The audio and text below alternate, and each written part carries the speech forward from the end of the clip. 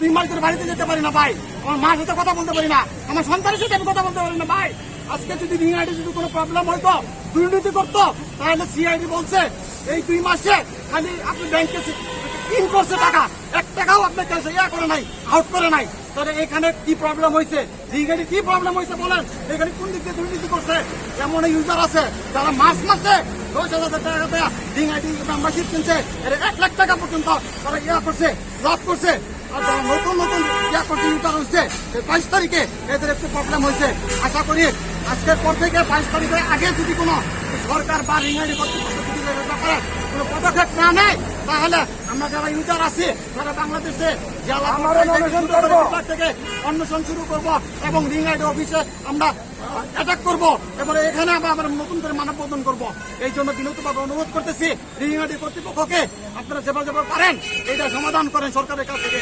আর শেখ হাসিনাকে বিনীতভাবে অনুরোধ করে বলতেছি, আজকে শেখ হাসিনার জন্মদিন, এই জন্মদিনের উপলক্ষে আমাদেরকে রিংআইডি যত মামলা আছে, মোকদ্দমা আছে, সবগুলো আপনি শেষ করে দেন প্লিজ। দয়া করে আমাদেরকে বাঁচান মা জননী, আপনারা বাঁচান, আমাদের বাঁচান।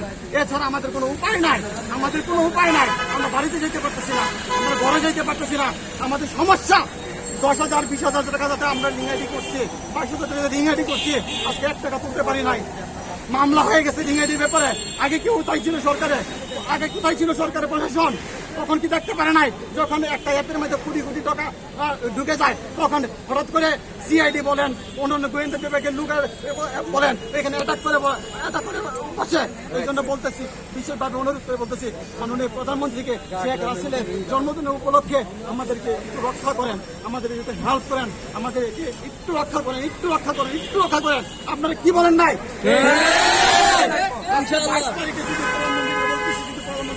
দেখেন ভালোই, আর যদি না দেখে থাকেন যারা সরকারের মন্ত্রণালয়ে আছে বা সচিব যারা আছে তাদেরকে বিশেষভাবে অনুরোধ করতেছি, আজকে 22 তারিখের আগে যদি এটা ফয়সলা না হয়, ঢাকা শহরে অনেক কিছু হয়ে যাবে।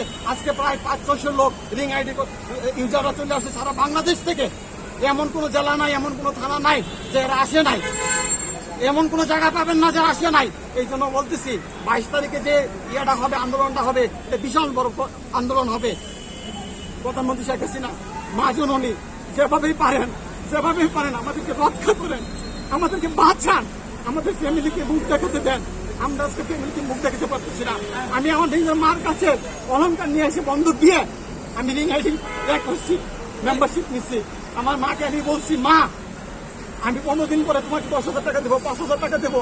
আজকে আমার মাকে দিতে পারতেছি না, এই জন্য আমার ফ্যামিলিতে আমি যাইতে পারতেছি না। এই জন্য বিশেষভাবে অনুরোধ করে বলতেছি 20 তারিখের আগে মা জননী শেখ হাসিনার জন্মদিন উপলক্ষে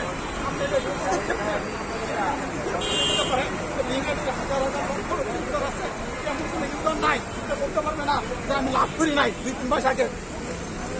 মা মনে বলতেছি, আপনি যেভাবেই পারেন মা, এটা আমাদেরকে লক্ষ্য করেন, আমাদেরকে বাঁচান মা। আমরা বাঁচতে চাই না, আমরা বাংলাদেশের নাগরিক, আমরা বাঁচতে চাই, ধৈর্য করে বাঁচতে চাই। সংসারে গাড়ি টানতে আজকে যখন কুলাইতে না পারছি, তখন ওর কাছ থেকে ঋণ টানছি, ওইটা বন্ধক দিয়ে কিছু টাকা এখানে করছি। আজকে রিংআইডির নামে কেস হয়েছে, মামলা হয়েছে, আমাদের পরিচালককে গ্রেফতার করছে। পরিচালককে গ্রেফতার করলে কি হবে মা? আজকে আগে আপনার প্রশাসন দেখা দরকার ছিল। আজকে লক্ষ কোটি টাকা যখন ঢুকে গেছে, তখন প্রশাসন এখানে দৃষ্টি দিচ্ছে। এখন আমরা কি করবো বলেন মা? আমাদেরকে বাঁচান। আপনারা কি বলেন ভাই? আমাদের এছাড়া কোনো উপায় নাই মা। এছাড়া আমাদেরকে আপনি যদি লক্ষ্য না করেন, আপনি যদি মায়ের দৃষ্টিতে না থাকেন, তাহলে আমাদের বাঁচার কোনো সম্ভাবনা নেই মা। আমাদের আত্মহত্যা করা ছাড়া কোনো উপায় নাই। আমরা রাস্তায় নেমে গেছি। এখানে অনেকে ছেলে আছে, আমি মা 2 দিন ধরে কলা খাই, রুটি খাই, ভাত খাইতে পারি নাই টাকার অভাবে। আমার বাসায় যা ছিল ওর পাশে একটা জিনিস আমি বিক্রি করছি। এই অবস্থায় আজকে আমার। এই জন্য বলতেছি মা, 100 কোটি না হলেও রিংআইডিকে এমন একটা দেন, 50% নাহলে 80% টাকা দেন, যাতে আমাদের রিংআইডি আমাদের টাকাটা শুট করতে পারে। যারা নতুন ইউজার আছে, স্টুডেন্ট আছে যারা, ওদের টাকাটা ফিরে দিতে পারে। এই একটা পদক্ষেপ নেন মা। বিশেষভাবে অনুরোধ করতেছি মা, আমাদের রক্ষা করেন মা।